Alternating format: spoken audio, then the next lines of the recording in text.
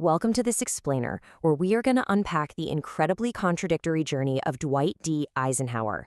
Now, we're looking at a guy who actually described himself as a poor boy from Kansas, someone who grew up in a tiny 800-square-foot home, yet somehow, against all odds, rose to become a world-defining supreme commander during the Second World War, and then the 34th President of the United States. His life is just this absolutely fascinating study of American power in the 20th century. Now, you've probably heard his famous chilling warning against the military-industrial complex before. But really think about the context here. This warning was delivered at the very end of his public life by the exact same man who served as the architect for America's hyper-militarized Cold War stance. It's a profound paradox, right? The general who literally mastered global warfare spent his final days warning us all about the dangers of a permanent war machine. So it begs a massive question. How does an average student raised in a deeply pacifist family, of all things, become the undisputed master of the modern military? Well, let's dive into this and explore the crucible of failures, intense mentors, and totally unexpected triumphs that forged Eisenhower's completely unique leadership style. Section 1. An Average Boy's Ascent. To really understand the commander, we have to start with a boy. Born into a working-class, pacifist Mennonite family in Texas and raised in Kansas, young Ike was, well, basically an average student. He actually went to West Point mostly just for a free education and to play football. But then, disaster struck. A severe knee injury while playing against the legendary Jim Thorpe permanently ended his athletic dreams. He was completely devastated. But, this injury inadvertently built a strategist, because instead of playing, Ike turned to coaching the junior varsity team. And this was a massive turning point. It really began fostering this calm, supportive, highly organized, and strategic approach to leadership that would eventually replace the hot-tempered boy he used to be. And rather than just stagnating in those quiet decades between the two world wars, Eisenhower used this time as a vital training ground. Missing World War I combat back in 1918 was a huge blow to his pride at the time, but hey, it kept him alive. Then, the next year, a grueling 62-day transcontinental military convoy across America's unpaved, muddy dirt paths actually planted the seed for his future interstate highway system. Later on, he served under some seriously intense mentors. First, there was the brilliant General Fox Connor down in Panama, who taught him grand strategy. And then he worked under the infamously difficult General Douglas MacArthur in the Philippines, which is where Ike truly learned the absolute vital arts of diplomacy and, quite frankly, managing huge egos. Moving on to Section 2, the Supreme Commander. So when World War II broke out, all that hard-learned patience and political navigation positioned Eisenhower perfectly for the highest levels of command. You see, the World War II era was filled with these fiery, almost diva-like generals. We're talking guys like George Patton, Bernard Montgomery, and Douglas MacArthur. Sure, they were charismatic, but they were also incredibly temperamental, fiercely nationalistic, and totally abrasive. They clashed constantly. So when Secretary of War George Marshall needed someone to command all U.S. forces in Europe, he didn't pick a diva. He chose Eisenhower, because Ike was the master of conciliation. He was calm, accountable, plain-spoken, and above all, collaborative. He was the guy who could get all these massive, conflicting personalities to actually work together and win a war. And this brilliantly illustrates his strategic genius. Leading up to the D-Day landings, Eisenhower knew the Germans were waiting for them. So what does he do? He orchestrates this wildly elaborate, multi-layered deception campaign. I mean, they airdropped thin metal strips to completely jam German radar. They generated fake radio traffic for the enemy to intercept. They deployed double agents to feed false intelligence. They even staged mock invasions using parachuting demis and an entire phantom army of inflatable tanks. It's wild, but it worked perfectly, keeping the German divisions totally confused while the real invasion happened over at Normandy.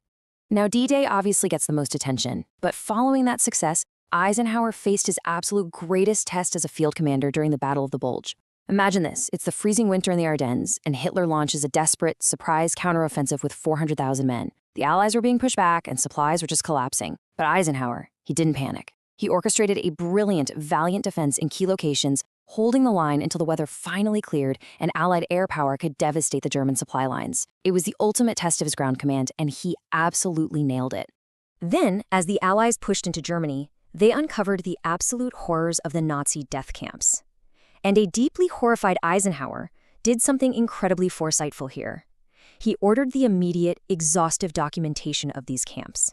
He brought in photographers and commissioned extensive video evidence.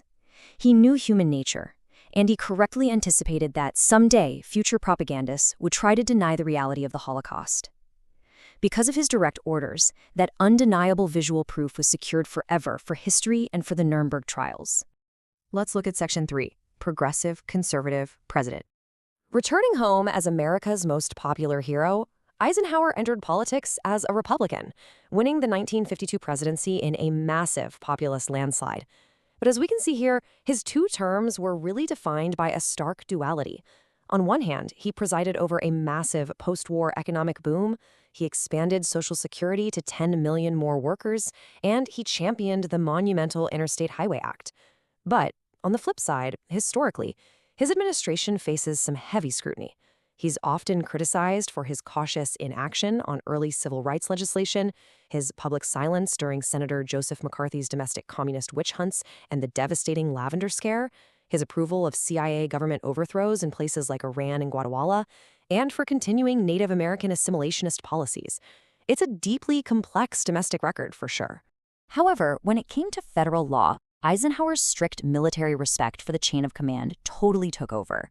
Despite his personal reluctance to take a highly activist, vocal role in the civil rights movement, when the Supreme Court mandated the racial integration of schools, he acted. In 1957, he decisively assumed federal control of the Arkansas National Guard to enforce the integration of Little Rock High School. He made absolutely sure that those 9 black students were escorted safely to their classes right through a hostile mob. Now, his foreign policy was defined by an equally complex balancing act, the Cold War nuclear paradox. On one hand, he was absolutely terrified of atomic warfare, so he desperately proposed the Atoms for Peace campaign to the Soviets, hoping for mutual disarmament and repurposing nuclear tech for civilian power plants. But on the other side, when the Soviets refused, he greatly expanded America's nuclear stockpile to deter Soviet aggression through the principle of assured mutual destruction. And he did all this while drastically defunding conventional military forces to save money. Talk about walking a tightrope. Bringing us to Section 4, a complicated, enduring legacy. Eisenhower is a figure who simply cannot be put into a neat little box. Despite shifting historical perspectives over the decades, where historians have alternately criticized him for his cautious party leadership or vehemently praised him for preserving peace, holding the NATO alliance together, and fostering unprecedented prosperity, he consistently ranks among the top 10 U.S. presidents in modern historical polling. He truly remains a fascinating study in contradictions. Think about it.